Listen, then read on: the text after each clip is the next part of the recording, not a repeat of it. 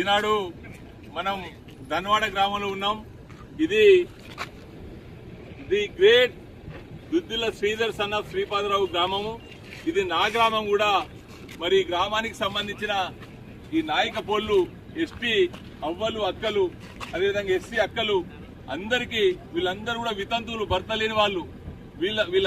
వీళ్ళ భూములను దౌర్జన్యంగా మంత్రి గారి పొలానికి రోడ్డు సౌకర్యం కోసం ఈనాడు ఈ నిరుపేదలైనటువంటి మరి నాయక పోలు ఎస్టీ వాళ్ళది, అదేవిధంగా ఎస్సీ అక్కలది, చెల్లెలది, మరి అందరూ కూడా పాపం వితంతువులు, భర్తలు లేని వాళ్ళను దౌర్జన్యంగా పోలీస్ పహారా పెట్టి నష్టపరిహారం ఇవ్వకుండా ఈనాడు మరి మంత్రి గారి పొలం సౌకర్యం కోసం మరి కెనాల్ కట్టడం జరిగింది, రోడ్డు వేయించడం జరిగింది.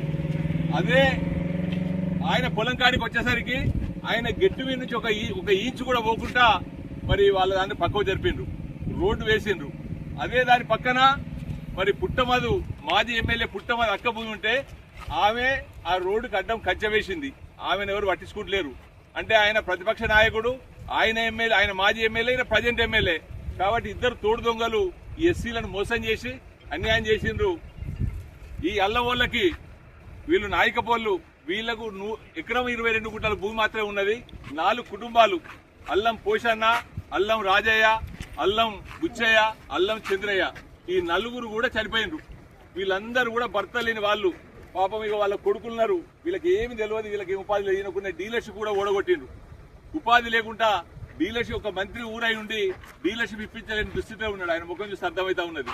ఇది శ్రీధర్ బాబు గారి పరిపాలన, ఇది ఈయన ఇందిరమ్మ రాజ్యం, ఇది పేదల సంక్షేమం.